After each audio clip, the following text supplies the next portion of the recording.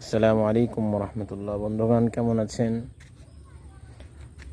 শেষ বিকেলে হাঁটতে হাঁটতে প্রকৃতির টানে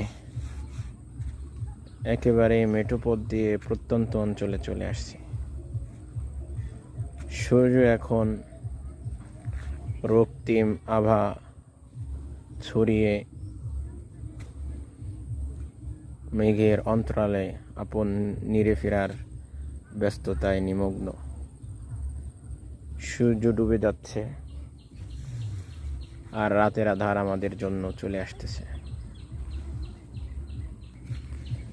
বিকেলের এই পরিবেশটা খুবই মনোমুগ্ধকর পরিবেশ, একেবারেই নিরবিচ্ছিন্ন এলাকা। শরৎকালের এই সময়ে এখানে বেশ পানি থাকে এবং দেশি মাছেরও অভয়ারণ্য হিসেবে পরিচিত এই জায়গাটায়।